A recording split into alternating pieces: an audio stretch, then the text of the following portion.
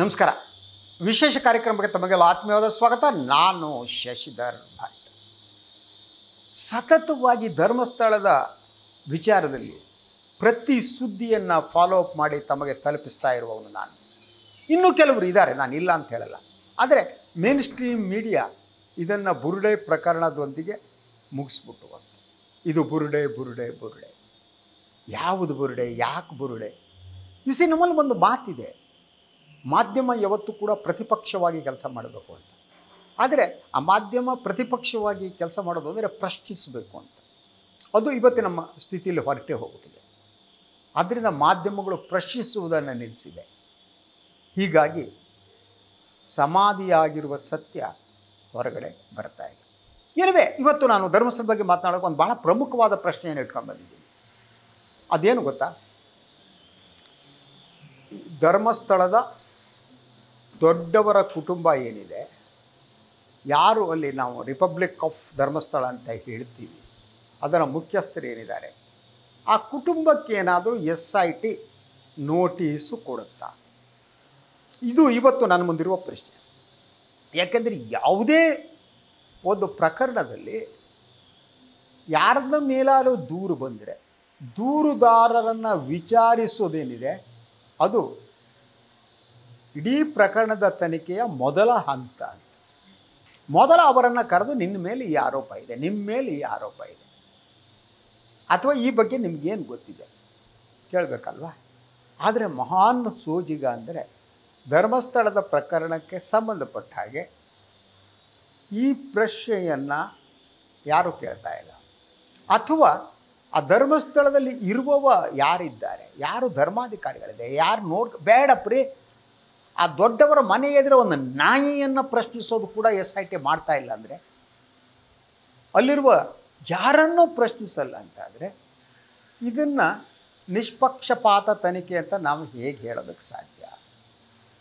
ಹಾಗಿದ್ದರೆ ಈಗ SIT ಕನಿಷ್ಠ ಯಾರ ಮೇಲೆ ದೂರಿದೆಯೋ ಇಂಡಿವಿಜುವಲ್ ಯಾರನ್ನಾರೋ ಕರೆದು ವಿಚಾರಣೆ ಮಾಡುತ್ತಾ? ಈಗ ಹಲವು ಪ್ರಕರಣಗಳಿವೆ. ಸೊ ನಾನು ರೀಕಾಲ್ ಮಾಡಬೇಕು ಅಂತಂದರೆ, ಮೊದಲು ಈ ಒಂದು ಎಲ್ಲ ತನಿಖೆ SIT ರಚನೆಯಾಗಿದ್ದು ಮಹಿಳಾ ಆಯೋಗದ ಅಧ್ಯಕ್ಷೆ ಡಾಕ್ಟರ್ ನಾಗಲಕ್ಷ್ಮಿ ಚೌಧರಿ ಅವರ ಪತ್ರದಿಂದ. ಇದು ಆದಮೇಲೆ ಸರ್ಕಾರ ಅದಕ್ಕೆ ಸಂಬಂಧಪಟ್ಟ SIT ರಚನೆ ಮಾಡಿ ಆದೇಶ ಹೊರಡಿತು. ಈ ಎರಡೂ ಪತ್ರಗಳಲ್ಲಿ ಇರೋದೇನು? ಧರ್ಮಸ್ಥಳದಲ್ಲಿ ನಡೆದ ಅಸಹಜ ಸಾವು, ಅತ್ಯಾಚಾರ ಪ್ರಕರಣಗಳ ತನಿಖೆ ನಡೆಸುವ ಕುರಿತು. ಅದು ಕನಿಷ್ಠ 20 ವರ್ಷ. 20 ವರ್ಷದಲ್ಲಿ ಏನೇನು ನಡೆದಿದೆಯೋ ಆ ಬಗ್ಗೆ ತನಿಖೆ ನಡೆಸಬೇಕು ಅನ್ನೋ ಸರ್ಕಾರಿ ಆದೇಶ ಅಲ್ವಾ? ನೀವು ತನಿಖೆ ನಡೆಸಬೇಕಾದ್ರೆ ನೀವು 20 ವರ್ಷಗಳ ಅವಧಿಯಲ್ಲಿ ನಡೆದಿದ್ದೆ ನೀವು ಯಾರನ್ನು ವಿಚಾರಣೆ ಮಾಡ್ತೀರಿ? ಅಂದರೆ SIT ಇದನ್ನು ಬುರುಡೆ ಪ್ರಕರಣ ಅಂತ ಪರಿಗಣಿಸಿ ಕೇವಲ ದೂರುದಾರರನ್ನು ವಿಚಾರಿಸುವ ಮೂಲಕ, ಅವ್ರನ್ನ ಕರೆದು ಕುಳಿಸುವ ಮೂಲಕ ಇಡೀ ಪ್ರಕರಣವನ್ನು ಕೇವಲ ಷಡ್ಯಂತರದ ಆ್ಯಂಗಲ್ನಲ್ಲಿ ನೋಡ್ತಾ ಇದೆಯಾ? ಷಡ್ಯಂತರದ ಆ್ಯಂಗಲ್ನಲ್ಲಿ ನೋಡ್ತಾ ಇದ್ದರೆ ಇದರಂಥ ಘೋರ ಅಪರಾಧ ಇನ್ನೊಂದಿಲ್ಲ. ದೂರು ಕೊಟ್ಟವರು, ಈಗ ಚಿನ್ನೈನ ದೂರು ಇರಲಿ, ಅದಾದ ನಂತರ ಯಾರ್ಯಾರು ಸಾಕ್ಷಿದಾರರು ದೂರುದಾರರು ಕನ್ಸಿಡರ್ ಇದ್ದಾರೆ ಅವರು ಹೇಳಿದ್ದಾರೆ ಅವ್ರ ಹೇಳಿಕೆ ಮೇಲೆ. ಸೊ ಇವನ್ ಚಿನ್ನಯ್ಯ ಏನು ಹೇಳಿದ್ದಾನೆ?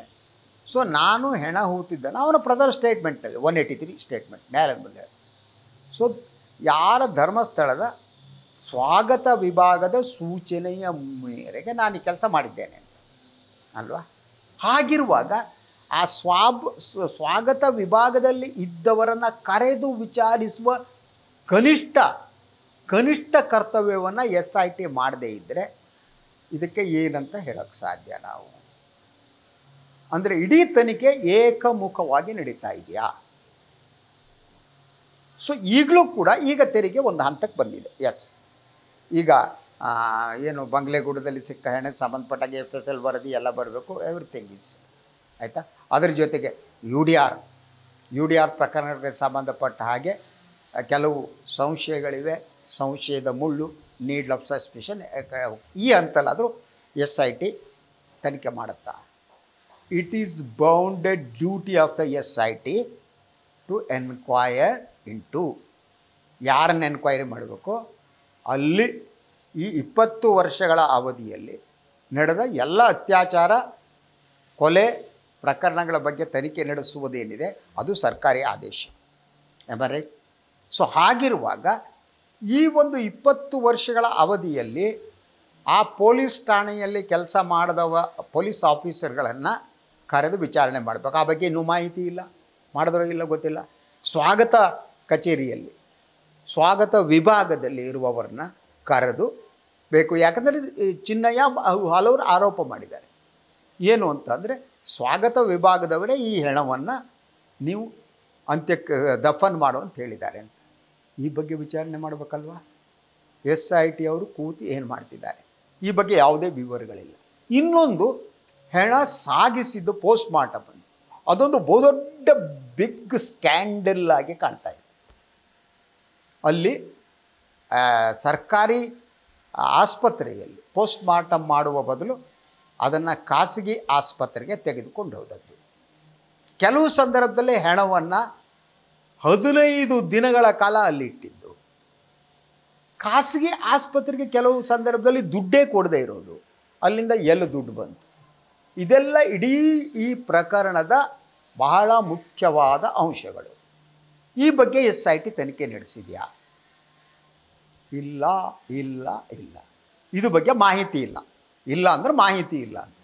ಇದನ್ನು ಸಾರ್ವಜನಿಕವಾಗಿ ತಿಳಿಸ್ಬೇಕು ಅಂತ ನಾನು ಹೇಳ್ತಾ ಇಲ್ಲ.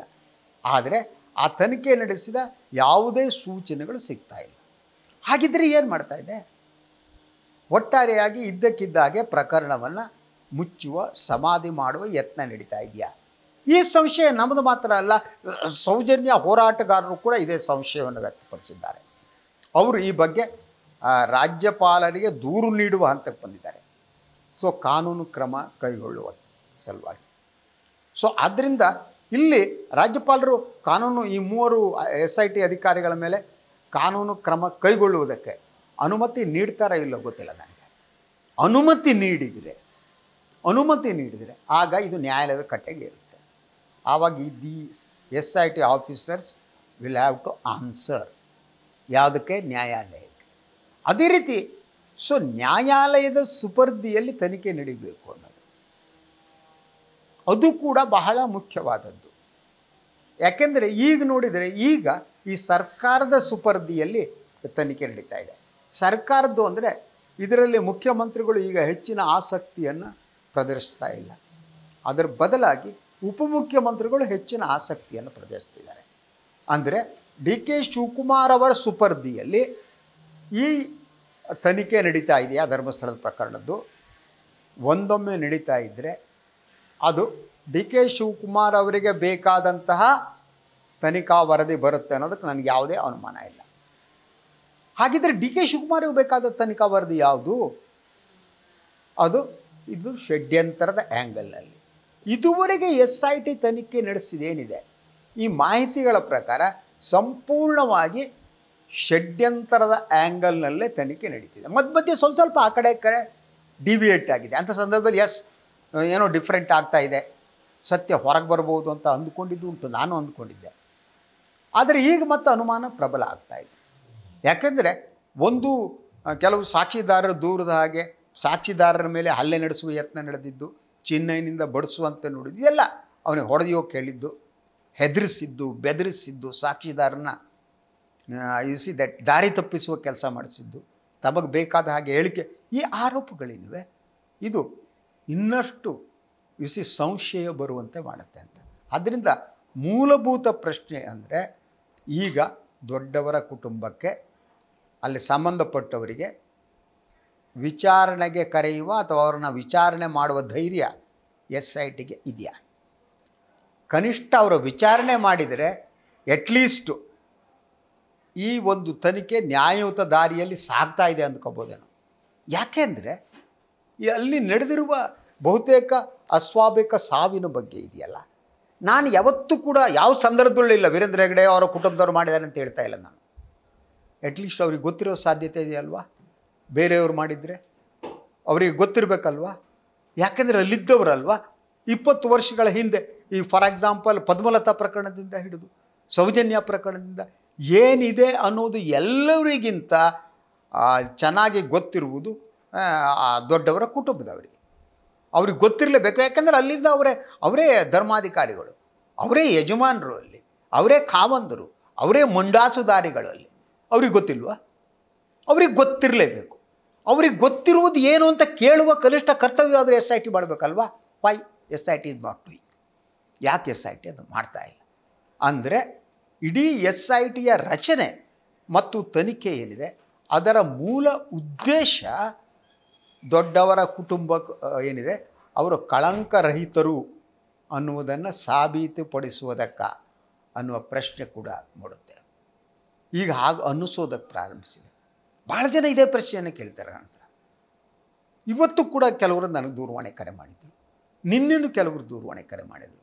ದೂರವಾಣಿ ಕರೆ ಮಾಡಿದವರು ಕೇಳೋದೇನು, ಸಾರ್ ಎಟ್ಲೀಸ್ಟು ಅವರು ಒಂದು ಉದಾಹರಣೆ ಕೊಟ್ಟರು.